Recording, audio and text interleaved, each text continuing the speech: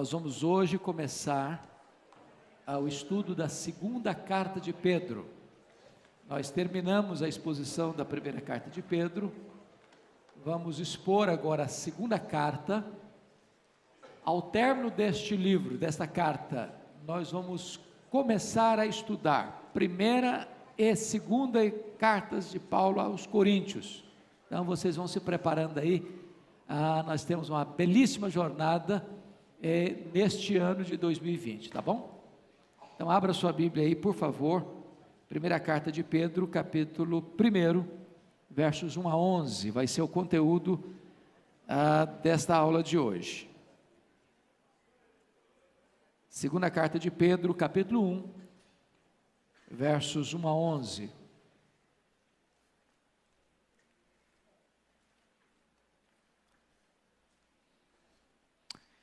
Eu vou fazer a leitura, vocês acompanhem por gentileza. Simão Pedro, servo e apóstolo de Jesus Cristo, aos que conosco obtiveram fé igualmente preciosa na justiça do nosso Deus e Salvador Jesus Cristo, graça e paz vos sejam multiplicadas, no pleno conhecimento de Deus e de Jesus nosso Senhor.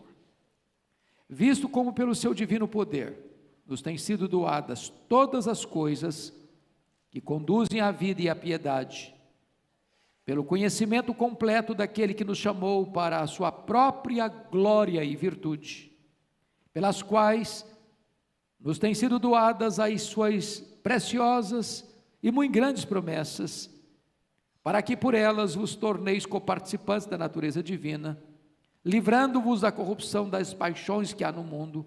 Por isso mesmo, vós, reunindo toda a vossa diligência, associai com a vossa fé a virtude, com a virtude o conhecimento, com o conhecimento o domínio próprio, com o domínio próprio a perseverança, com a perseverança a piedade, com a piedade a fraternidade, com a fraternidade o amor.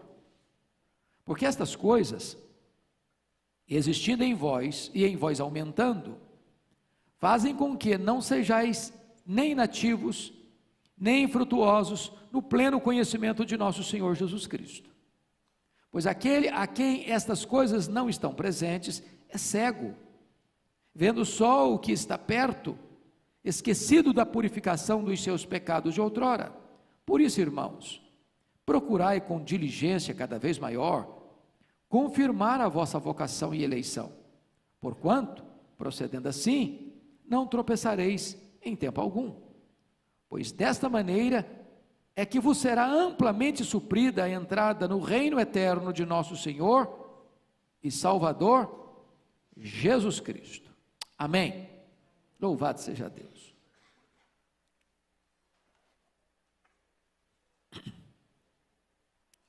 Meus amados, nós vamos tratar sobre o crescimento do conhecimento de Deus, é o tema que vamos expor aqui à luz desse texto.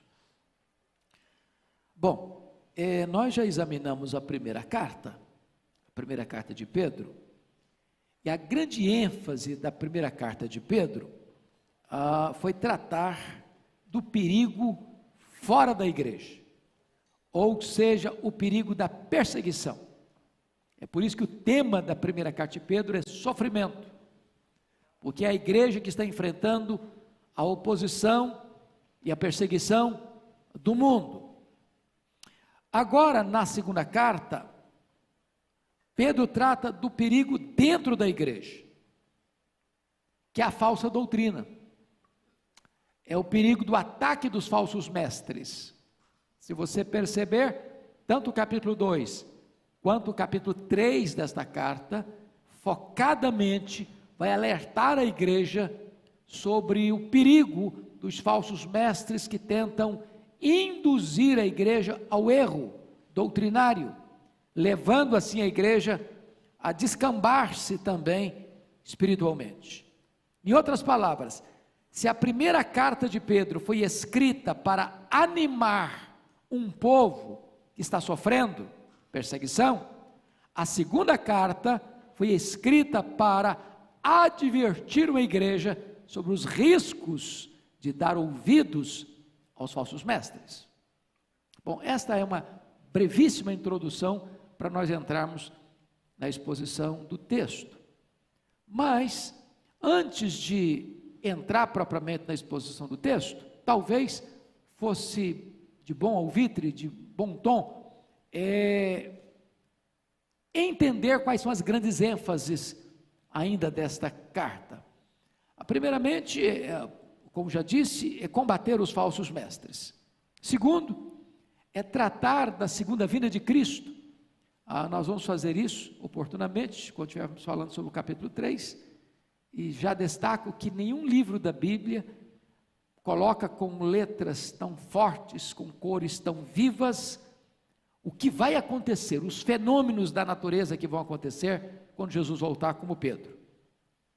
Depois ele trata da supremacia das Escrituras. Toda a Escritura, ela é inspirada por Deus, e Pedro vai dizer no capítulo 1, versículo 20, que nenhuma profecia da Escritura provém de particular elucidação, porque nunca, jamais, qualquer profecia foi dada por vontade humana.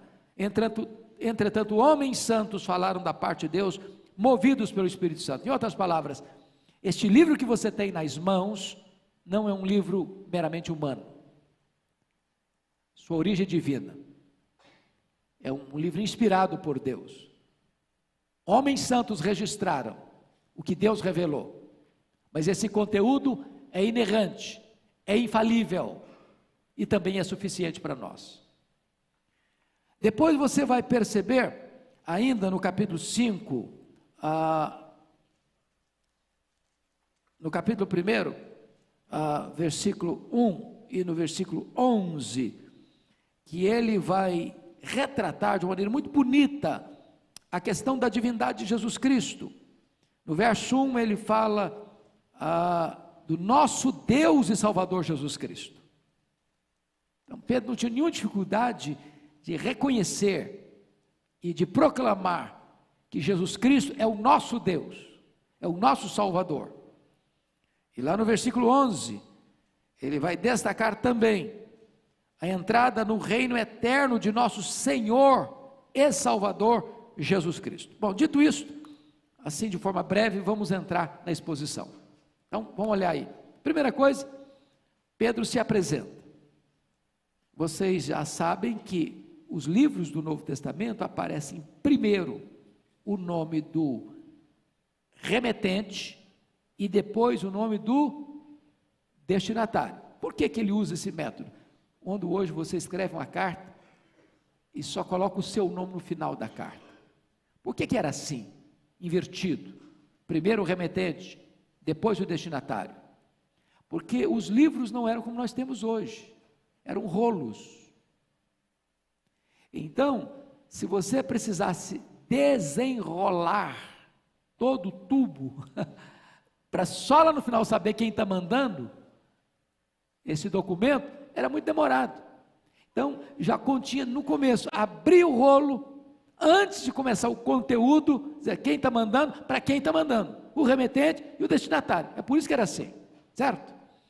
Então, ele começa dizendo, Simão Pedro. Vocês lembram que o nome dele era Simão, filho de João, e ele recebe então o nome de Pedro. E vale destacar que esse homem nasceu em Betsaida, esse homem morava agora em Cafarnaum, quando foi chamado para ser discípulo, mais tarde para ser apóstolo. Esse homem era irmão de André, este homem era pescador e empresário de pesca, e este homem foi chamado por Jesus para ser pescador de homens, mais tarde para ser apóstolo, figurando sempre como o primeiro da lista dos apóstolos. Era um líder, naturalmente um líder, um homem de altos e baixos, um homem de avanços e recuos, de escaladas e quedas, mas um homem que amava Jesus, um homem que foi restaurado por Jesus e usado poderosamente por Jesus, e tem um ministério mais endereçado aos da circuncisão, ou seja, aos judeus. Então, esse é o apóstolo Pedro. Quais são as credenciais que ele apresenta aí? Versículo 1, Simão Pedro, que mais aparece aí? servo e apóstolo. Eu gosto dessa apresentação dele, porque quando ele diz servo, ele está demonstrando o que aqui? Humildade. Quando ele diz apóstolo, ele está demonstrando o que? Autoridade. Então, eu chamo a sua atenção, porque o que fizeram com Pedro mais tarde, transformando-o, entre aspas, em papa, em bispo universal, em cabeça da igreja, em pedra fundamental da igreja, não tem nada a ver com o Pedro real, com o Pedro da Bíblia, com o Pedro das Escrituras. Este homem não tem nenhum problema de dizer, eu sou um servo. Nós olhamos na aula passada, no capítulo 5, versículo 1, e ele diz, eu, presbítero, como eles, não acima deles, mas como eles. Então, as apresentações que Pedro faz nas suas epístolas, e os sermões que Pedro prega, relatados no livro de Atos, não apoiam, não sustentam a ideia de ele ter sido um bispo universal, um papa da igreja, um cabeça da igreja, a pedra fundamental da igreja. Ao contrário, absolutamente ao contrário disso. Bom, agora você vai ver quem são os destinatários desta carta. E ele diz, aos que conosco obtiveram fé igualmente preciosa na justiça do nosso Deus e Salvador Jesus Cristo. Ele não define aqui para quem está mandando essa carta. Por que ele não define? Porque na verdade é como se fosse uma sequência da primeira, e lá na primeira carta, para quem que ele está mandando a carta? Olha lá no capítulo 1, versículo 1 da primeira carta. Aos eleitos que são forasteiros da dispersão, no Ponto, Galácia, Capadócia, Ásia e Bitínia. Essa região descrita no capítulo 1, versículo 1 da primeira carta, era aquela região da Galácia, que Paulo não foi. Paulo foi na Galácia do Sul, Antioquia da Pisídia, Icônio, Derbe e Listra. Esses aqui são da Galácia do Norte, que Paulo não entrou. E Pedro alcança essa gente. E manda essa carta para essa gente que está o quê? Perseguida, dispersa, forasteira. E agora, na segunda carta, volte lá, ele vai nos informar que esses irmãos que estão lá na Galácia do Norte, nessa região da Ásia Menor, são aqueles que conosco obtiveram fé igualmente preciosa na justiça do nosso Deus e Salvador Jesus Cristo. Ele está dizendo que Jesus é Deus, que Ele é o nosso Salvador, e que aqueles crentes, bem como você e eu hoje, foram as pessoas que foram justificadas, que obtiveram fé igualmente preciosa na justiça do nosso Deus e Salvador. O que significa isso? Significa que você que creu no Senhor Jesus Cristo, você foi coberto pela justiça dEle. Você está vestido com a justiça dEle.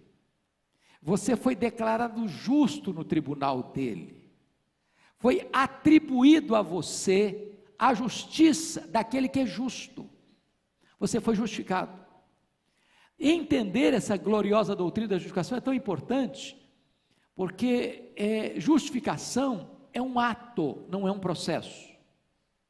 Justificação não tem graus, não tem nenhuma pessoa mais justificada do que a outra.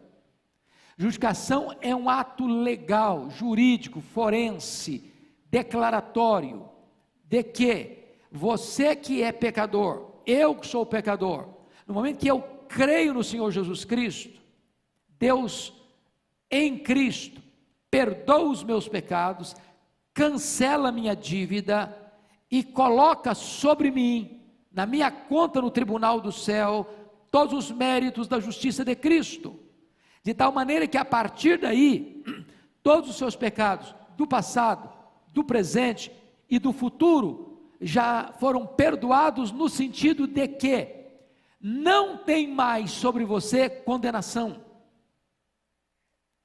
Você está quites com a lei de Deus e com a justiça de Deus. E não obstante você continuar sendo pecador, agora o seu pecado não tem mais o poder de condenar você. Agora, quando você peca contra Deus, você peca como um filho e não como um réu.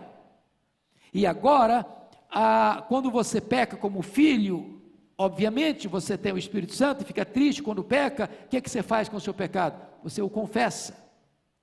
E a Bíblia diz que Deus é fiel e justo para perdoar você e purificar você.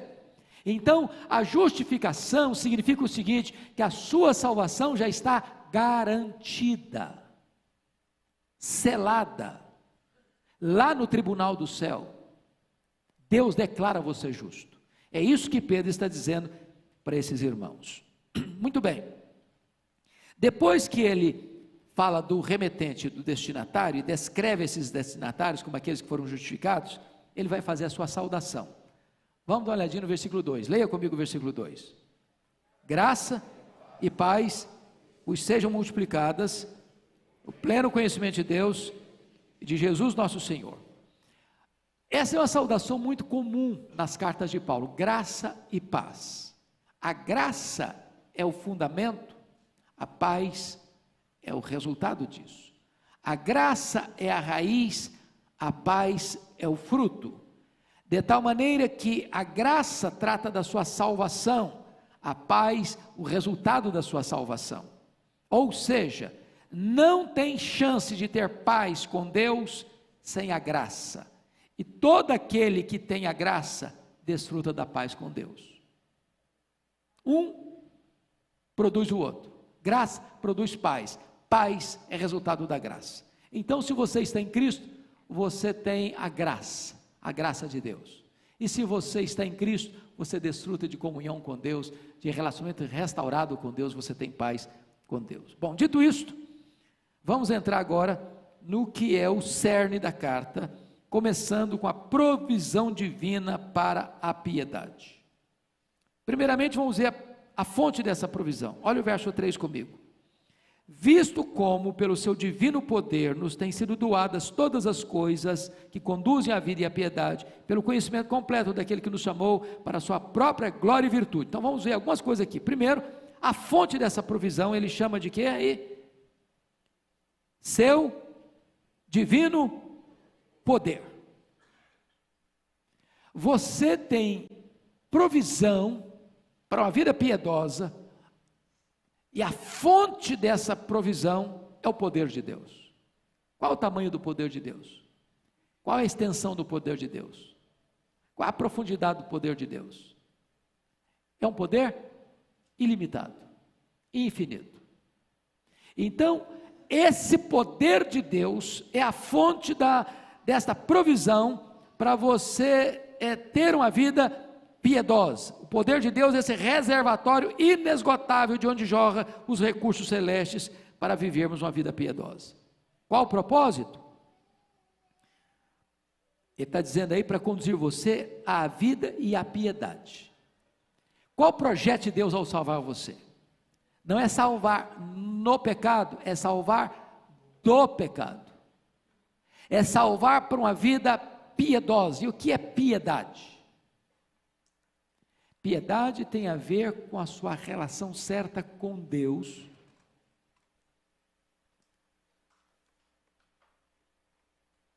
Como a ética cristã, os valores cristãos têm a ver com a sua relação também com o seu próximo. Quando você diz que Deus salvou você pelo seu poder, para você ter uma vida de piedade, significa que agora houve um corte, uma cisão, um rompimento radical do que você vivia antes para o que você vai viver agora. Deus chamou você para viver uma vida piedosa, uma vida pura, uma vida santa, uma vida digna. E aí, você vai notar agora um aspecto mais, apropriação disso. Como é que você se apropria dessa provisão divina? Olha o versículo de número 3 ainda. Pelo conhecimento completo daquele. Quem é esse daquele? De Jesus Cristo. Como é que você conhece Jesus Cristo? Então vamos lá. Há dois tipos de conhecimento: gnoses e epignoses. O gnoses é o conhecimento do saber, é o conhecimento intelectual. Eu preciso desse conhecimento? Preciso. Preciso saber quem é Jesus Cristo. Preciso saber que Ele é o Verbo eterno. Eu preciso saber que Ele se encarnou. Eu preciso saber que Ele nasceu da Virgem Maria. Eu preciso saber que Ele nasceu em Belém da Judéia, cumprindo as profecias. Eu preciso saber que Ele foi chamado de Nazareno para cumprir as profecias. Eu preciso saber que Ele viveu uma vida sem pecado e que Ele fez os milagres de Deus, que Ele tinha os atributos de Deus, que Ele ensinou a palavra de Deus. Eu preciso saber que Ele morreu no Calvário. Eu preciso saber que Ele ressuscitou dentre os mortos. Eu preciso saber que Ele voltou para o céu. Eu preciso saber que Ele está no trono. Eu preciso saber que Ele derramou o Espírito Santo. Eu preciso saber que Ele é o cabeça da igreja. Eu preciso saber que Ele é o único Salvador, o único mediador, o único Senhor. Eu preciso saber que Ele vai voltar em glória. Isso é conhecimento intelectual. Agora, a palavra que Pedro usa aqui, pelo conhecimento completo, não é gnosis, é a palavra epignosis. E epi é uma preposição sobre. Então, quando ele fala desse conhecimento, ele está falando não de um conhecimento intelectual, mas de um conhecimento relacional. Você acha que pode existir o conhecimento intelectual sem o conhecimento relacional? Claro que pode. Eu posso ser um estudioso, um teólogo, isso não passar do cérebro, da informação, do conhecimento. Então, é necessário que você tenha não só conhecimento acerca das verdades do cristianismo, mas que você tenha um relacionamento pessoal com Jesus Cristo. É essa relação pessoal, é essa intimidade com Ele, é essa comunhão com Ele, que Pedro está dizendo aqui. Mas mais um pouquinho, vamos dar uma olhadinha agora, que esse conhecimento vai levar você ao quê? Conhecimento completo daquele que nos chamou para a sua própria glória e virtude. Esse Deus que você conhece, chamou você para quê mesmo? Para a sua própria glória, doxa e virtude, arete. É por isso que vem esse prêmio aí da literatura evangélica, prêmio arete. A palavra arete é a palavra virtude. Então Deus chamou você para essa relação com a glória dEle, para a glória dEle, para a presença gloriosa dEle, para a virtude dEle. E aí, as bênçãos dessa provisão, ele vai deixar claro no versículo 4, pelas quais nos têm sido doadas as suas preciosas e muito grandes promessas. Olha como é que Pedro trata as promessas. Quais são os adjetivos que ele usa aí para as promessas de Deus? Preciosas e muito grandes. O que são as promessas de Deus? É tudo aquilo que Deus prometeu na sua palavra em relação a você. É por isso que é preciso estudar a Bíblia. Porque quando você não conhece as preciosas e muito grandes promessas, você corre o risco de ser um crente e ser espiritualmente pobre. O que é isso? É você viver na riqueza e não usufruir. É aquela ideia do camarada que foi fazer um cruzeiro e levou uma sacola de pão com mortadela. E aí todo mundo comendo os banquetes, as iguarias, ia lá no canto comendo pão com mortadela. Daqui a pouquinho o pão ficou seco, a mortadela já estava passada, e ele estava com fome, o povo comendo banquete, e ele não estava lá. Falei, por que você não vai lá? Falei, não, mas eu não paguei, eu não comprei, eu não posso, não tenho dinheiro. Falei, mas está no pacote, está no pacote. Então às vezes você é crente e não usufrui a riqueza de Deus, a graça de Deus, a alegria de Deus, a paz de Deus, o poder de Deus, a comunhão com Deus, as promessas de Deus, de tudo aquilo que Deus tem para você, está no pacote. Agora, para você saber, você tem que estudar, você tem que ler, você tem que conhecer as preciosas e muito grandes promessas. Leia a sua Bíblia e você vai ver quantas promessas você tem. conhecer as promessas de Deus vai mudar, revolucionar a sua vida de oração. Porque o que é oração vitoriosa? É você dizer para Deus o que Deus prometeu para você na sua palavra. Leia as orações da Bíblia. E você vai notar isso. As grandes orações da Bíblia, registradas na Bíblia, são orações que retratam isso. A pessoa chega para Deus: Deus, o Senhor prometeu, Deus, o Senhor falou, Deus, o Senhor prometeu, Deus, o Senhor falou. Porque Deus tem zelo pela sua palavra. Em todas as suas promessas nós temos o sim e o amém. Deus não dá uma promessa e quebra a promessa. Então, quando Deus promete algo, Deus é fiel para cumprir o que prometeu. Então, como é que você ora vitoriosamente? É quando você chega para Deus e diz para Deus o que Deus disse na sua palavra, o que prometeu na sua palavra. E você reivindica isso pela fé, e crê, e toma posse, e vive, e experimenta. Pois bem, dito isto, vamos ver agora no que vai desembocar essas muito grandes e preciosas promessas. Para que, por elas quem? Elas o quê?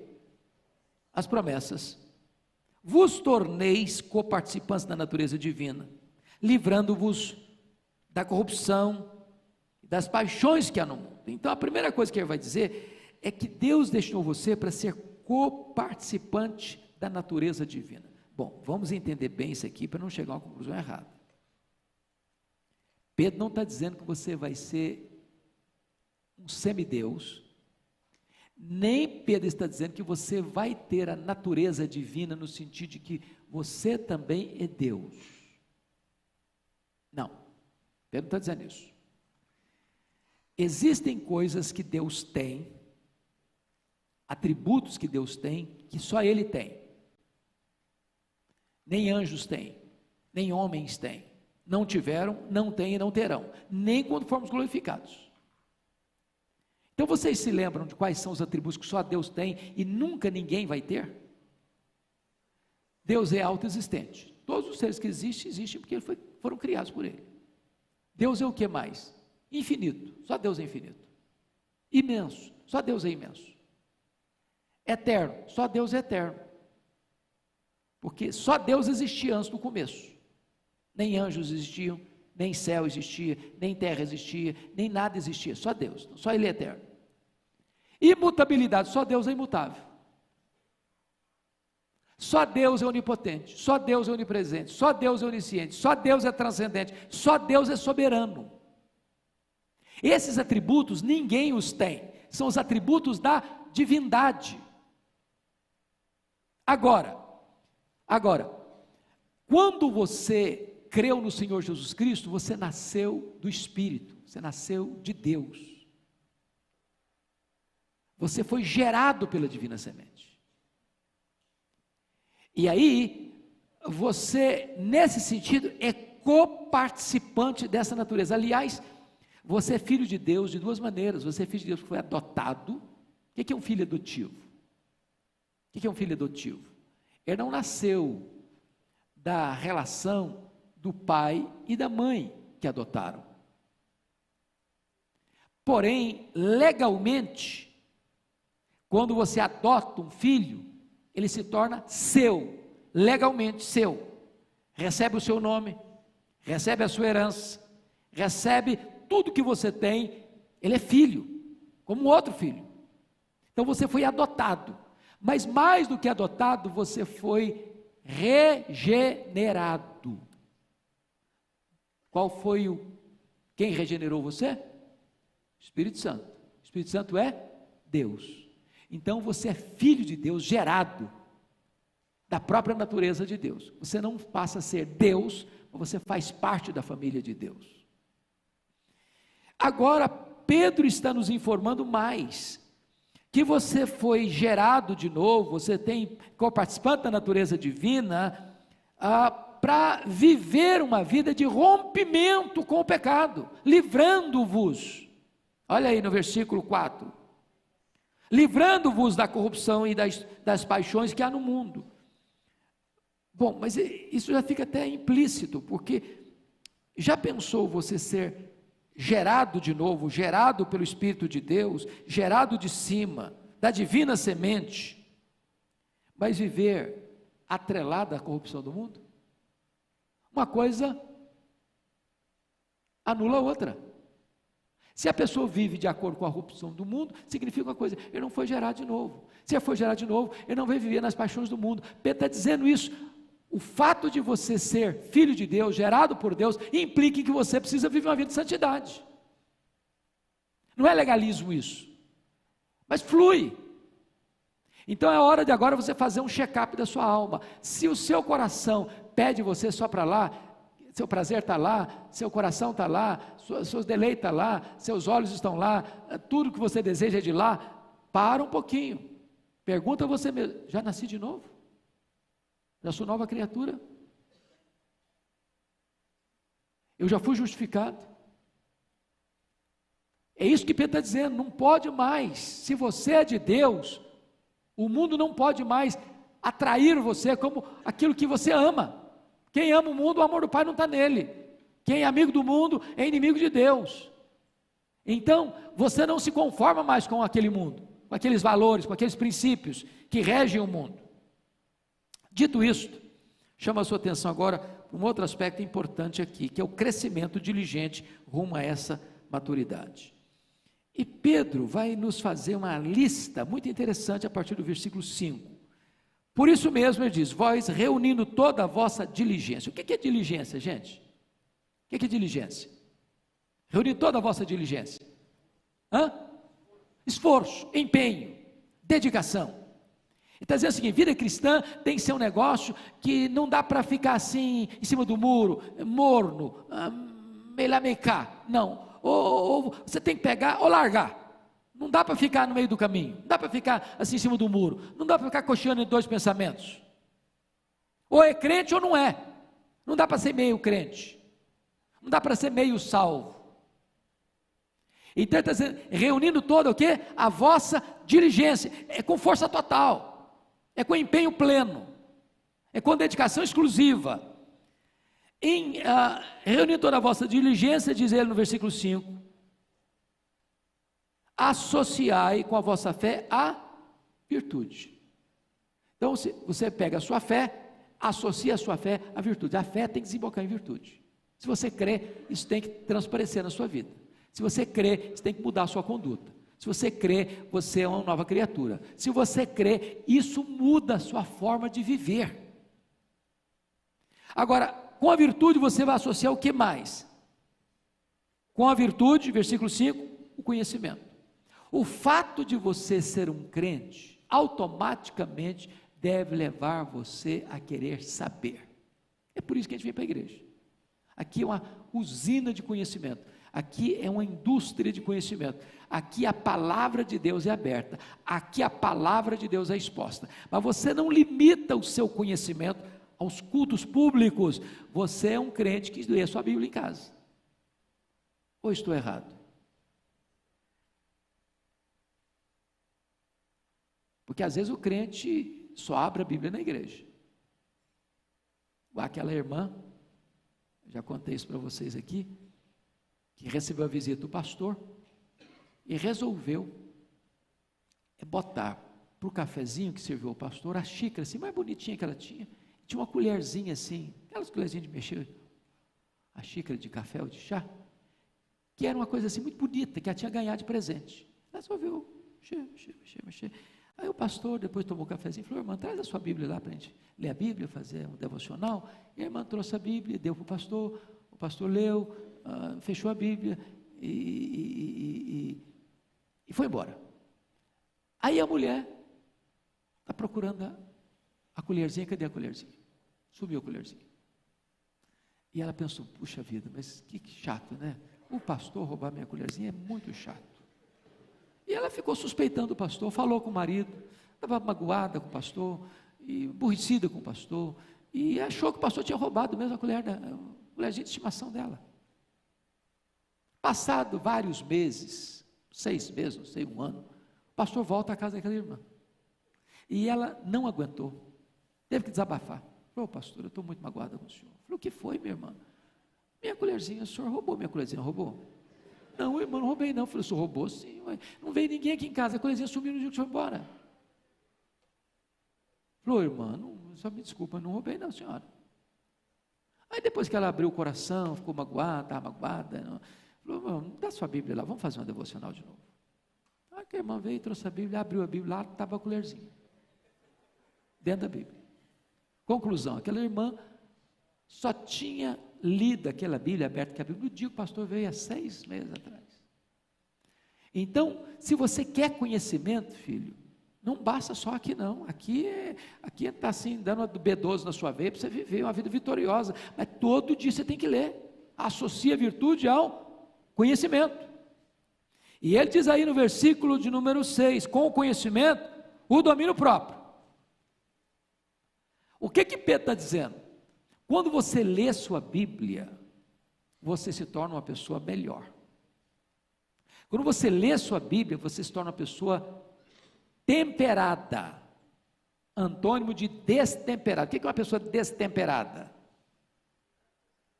Uma pessoa que não tem domínio próprio. O que é domínio próprio, gente? Domínio próprio é eu tratar você bem quando você me trata bem, isso é domínio próprio só? Não, isso aí é tranquilo, até os gentios que não conhecem a Deus faz isso, tratar bem quem trata bem. E quando uma pessoa tira uma casquinha em você? E quando a pessoa fala uma palavra atravessada para você? E quando a pessoa pisa no dedão do seu pé? Porque domínio próprio tem a ver, não é com ação, é com reação. Domínio próprio é quando a pessoa provoca você, esperando até que você a provoque de volta para empatar o jogo, e você, em vez de tratá-la mal, você devolve o mal com o bem. Isso é domínio próprio. Agora, o que Pedro está dizendo é que o domínio próprio vem do conhecimento que você vai adquirindo da verdade de Deus, associa o conhecimento ao domínio próprio.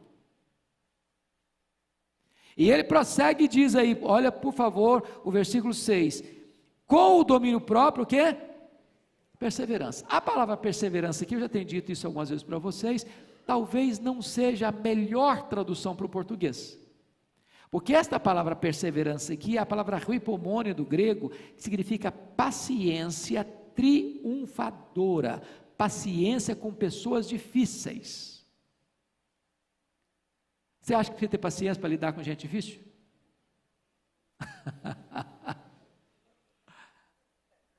Tem gente que irrita, que provoca, que dá azia até em copo de bicarbonato, né?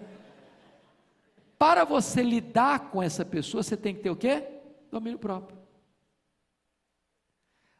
Qual é a prova que você tem domínio próprio? É se você tem paciência. Mas não é paciência estoica de trincar os dentes, não, e aguentar firme, não. Paciência triunfadora. E aí ele prossegue no versículo 6 e diz ainda, e com a perseverança a piedade. Quando você tem paciência com pessoas, é que você prova que você é uma pessoa piedosa. Entendeu o negócio? Você não é uma pessoa piedosa porque vai fazer oração e treme a voz, Senhor, nosso Deus, e aí treme a voz como se estivesse incorporando alguma coisa esquisita. Não, não é isso que é piedade, não. Piedade, você se relaciona bem com Deus quando você sabe se relacionar bem com as pessoas. Se você lida bem com gente, isso prova que você é uma pessoa que tem uma relação certa com Deus. Associa uma coisa com a outra. E ele segue adiante e diz assim no versículo de número 7, com a piedade a fraternidade. Bom, o que seria fraternidade? A ideia de fraternidade é você amar o outro como você ama irmão de sangue. Eu vou fazer uma perguntinha a vocês. Você ama seu irmão, a sua irmã, a sua família, só porque eles são virtuosos? Sua família tem problema? A sua não tem, né? Tem hora que gente da sua casa irrita você? Ou não, sua família assim nunca tem esse problema? Então, note você que quando você é uma pessoa piedosa, você trata o seu irmão como se irmão de sangue fosse.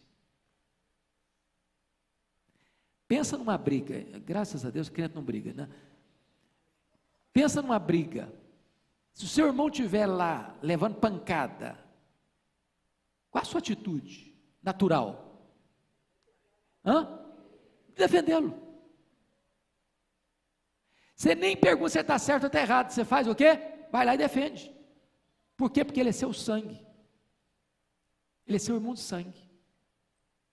Então, Pedro está dizendo que você olha para o seu irmão de fé, seu irmão da igreja, seu irmão espiritual, e você o considera como se de sangue fosse seu irmão, membro da sua família de sangue.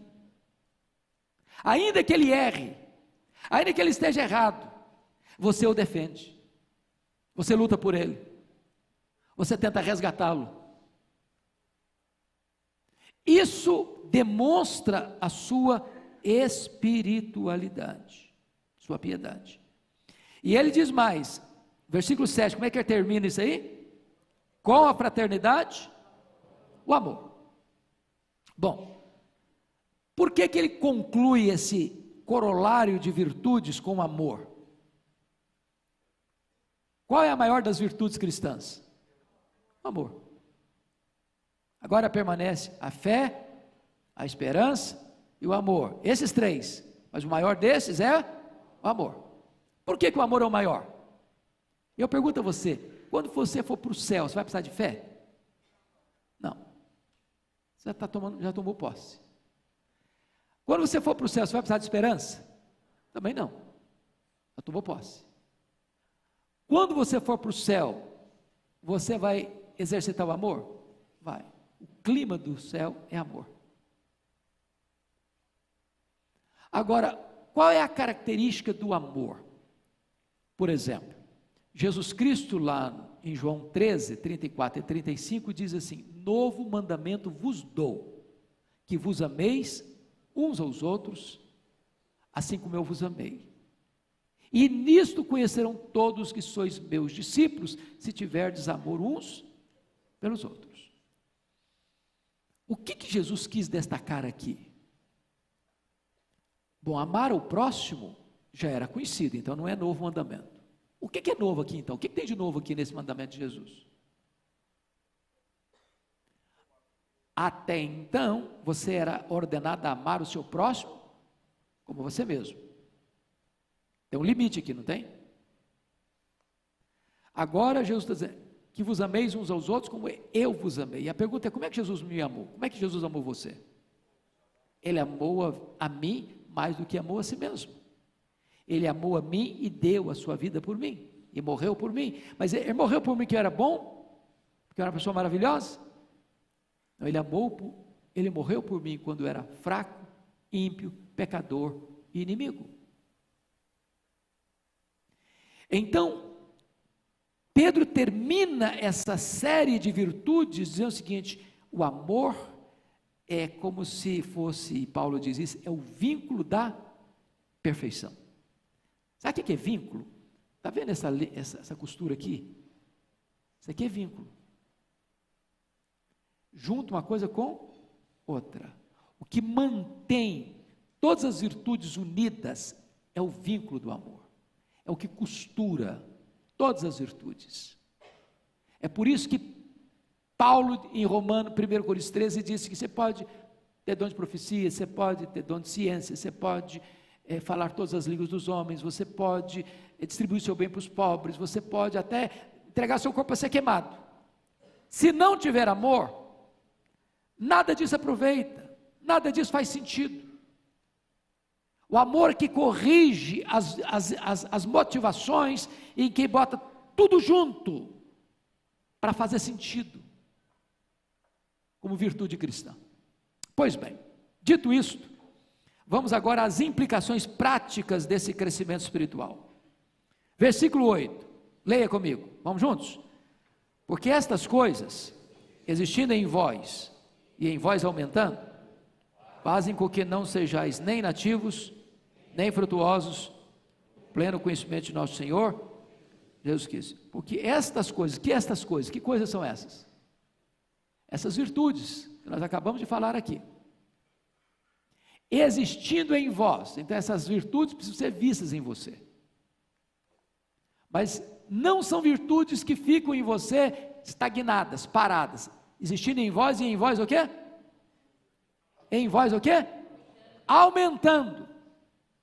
Ele está falando de que você é um cristão que nasce de novo e começa a crescer. Qual o limite desse crescimento seu? Chegar aonde? A estatura e varonilidade do varão perfeito, que é Cristo. Então você tem um alvo, você tem um modelo, você caminha naquela direção, é ser parecido com Jesus, é ser igual a Jesus, é atingir a plenitude de Jesus. Então você caminha nessa direção, você precisa crescer. Precisa crescer, porque senão você fica velho de igreja e criança espiritual. Já era a época de você ser mestre, está bebendo leite ainda como criança. É preciso crescer.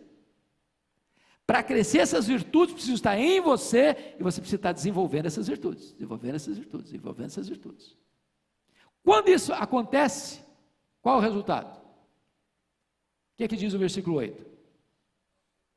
Você não vai ser o quê? Nem nativo, nem frutoso. Em outras palavras, você colocou na negativa, mas vamos colocar na positiva. Você vai ser o quê? Frutífero. Frutífero.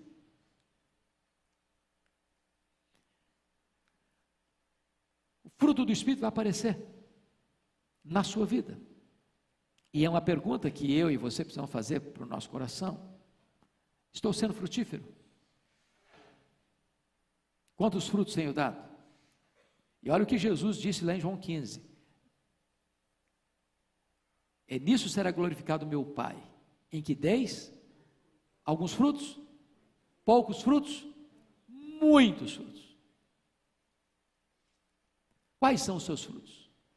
Que frutos você tem produzido? A quem você tem alimentado com esses frutos? Essa é a grande pergunta. Bom, depois de uma vida frutífera, note você no versículo 9, que ele vai falar de uma outra consequência, outra implicação prática do seu crescimento espiritual, versículo 9, que é uma visão clara. Leia o 9 comigo, por favor. Pois aquele a quem estas coisas não estão presentes, é cego, vendo o sol que está perto, esquecido da purificação dos seus pecados de outrora. Note você que ele, quando diz cego, ele explica, ele não está falando de uma cegueira plena, mas ele está falando de um míope. É cego vendo o sol que está perto. Não, então não é míope. Quem os entendidos aí de oftalmologia? Quem tem problema de enxergar longe é qual? É o míope mesmo? É o míope. Então ele é míope. Ele é míope. O que ele está dizendo é o seguinte: se um crente não é maduro, se um crente não está crescendo, se um crente não está desenvolvendo essas virtudes na sua caminhada, ele é uma pessoa de visão curta, enxerga pouco, não tem discernimento. Ele está falando de visão, de enxergar aqui, né? Ele está falando de coisas espirituais, está usando uma figura de linguagem. Está dizendo que esse crente é um crente que não tem discernimento espiritual. Ele não tem compreensão completa das coisas.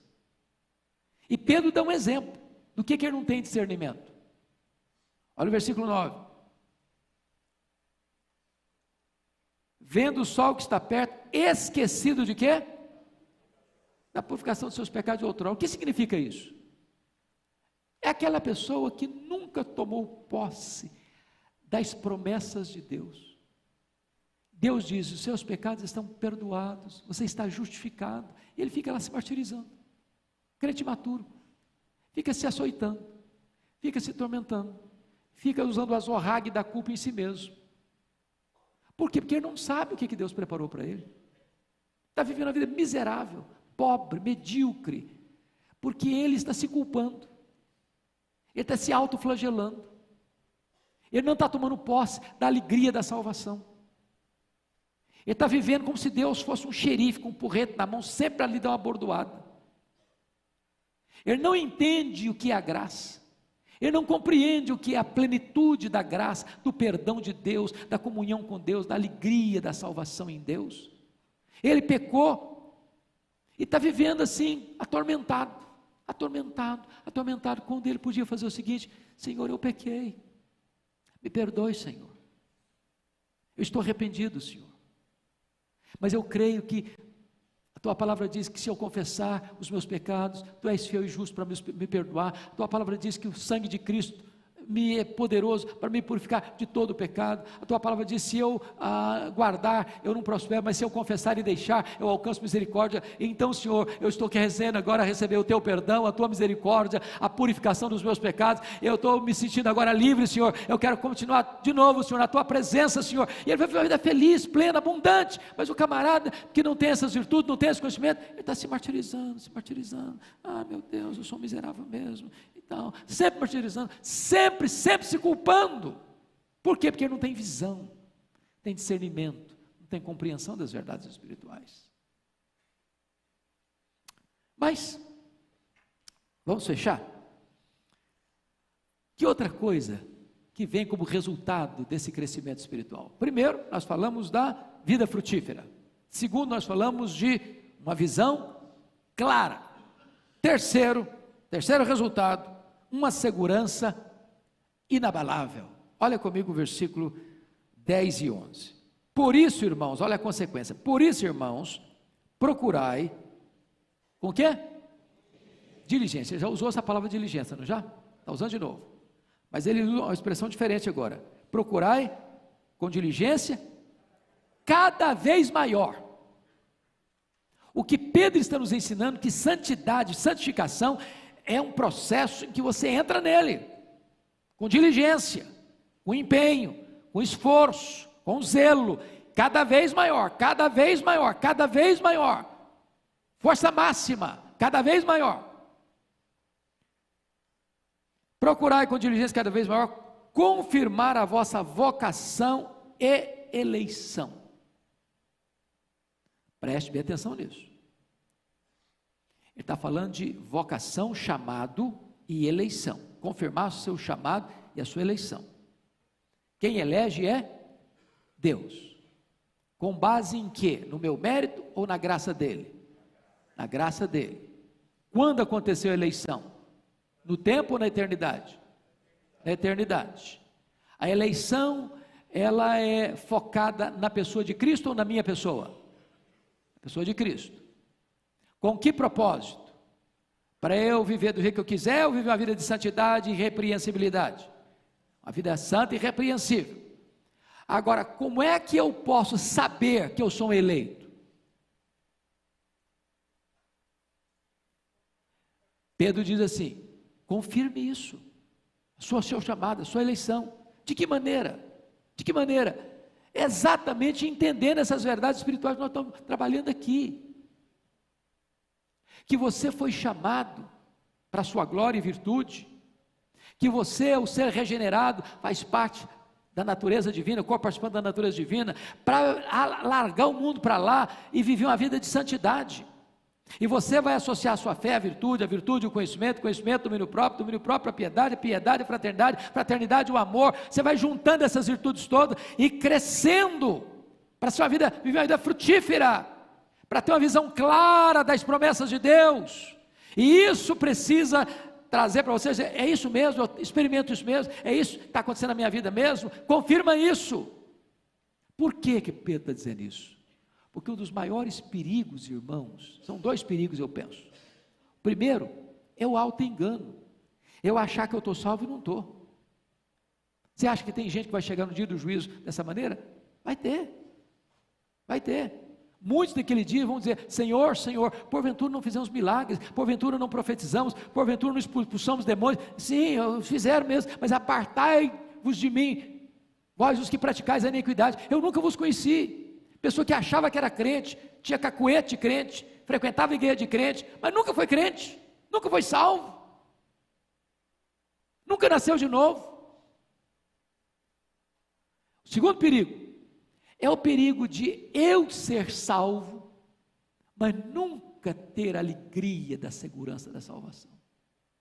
Pessoa que fica numa gangorra espiritual, acha que está salvo de manhã, acha que está perdido de noite, acha que é filho de Deus de manhã, acha que é filho do diabo de noite, acha que está indo para o céu de manhã, acha que está indo para o inferno de noite, e vive nesse tormento todo. Então você precisa confirmar a sua vocação e a sua eleição. Para quê, irmão? Para que você tem que confirmar? Olha aí, versículo de número 10. Porquanto, procedendo assim, não tropeçareis em tempo algum. O que Pedro está querendo dizer? Quando o diabo vier botar uma dúvida, uma minhoca na sua cabeça, será que é isso mesmo?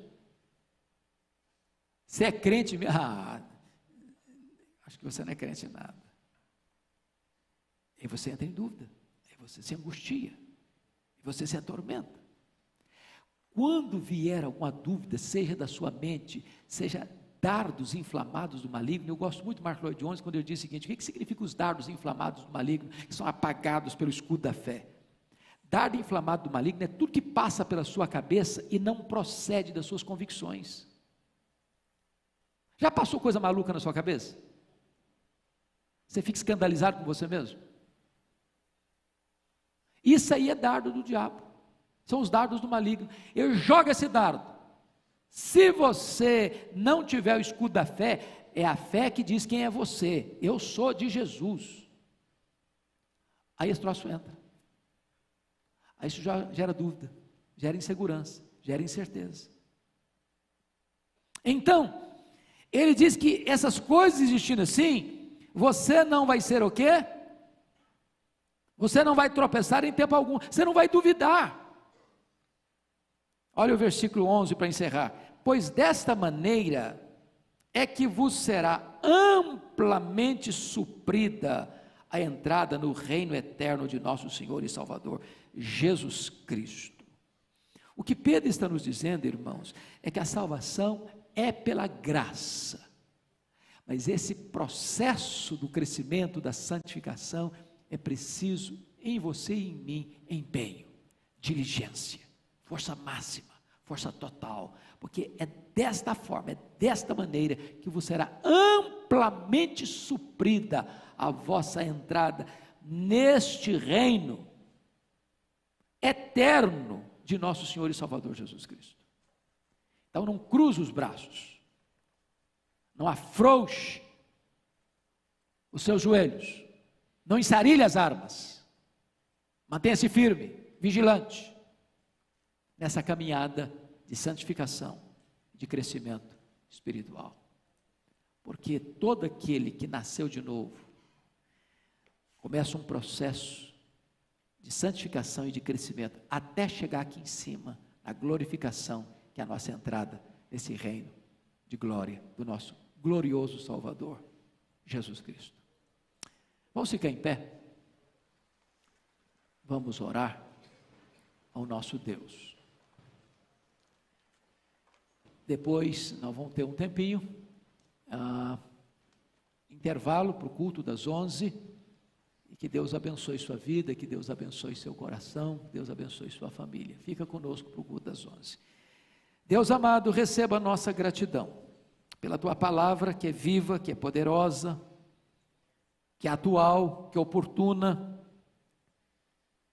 que traz a nós as grandes e muito preciosas promessas, e nós queremos agora, Deus, te pedir que tu nos fortaleças, para que nós jamais venhamos a esmorecer, nessa diligência da vida espiritual. Deus, aquelas áreas da nossa vida que estão deficitárias, deficientes, que têm brechas, que tem muros caídos, que tem portas queimadas, que tem necessidade de reforma, de conserto, de transformação, que tu nos dês compreensão dessas coisas, visão dessas coisas, para que a nossa vida não seja deficiente, mas que a nossa caminhada seja plena, vitoriosa, para que nós entremos neste reino de glória, com aquela boa aprovação, servo bom e fiel, foste fiel no pouco, agora sobre o muito eu te colocarei. Entra no gozo do teu Senhor. Que seja assim, meu Deus, na vida de cada pessoa que está aqui na tua casa nesta manhã. Louvado seja o teu nome. Nós oramos com gratidão, em nome de Jesus. Amém. Podem assentar, queridos, um breve intervalo. Daqui a pouco estaremos de volta.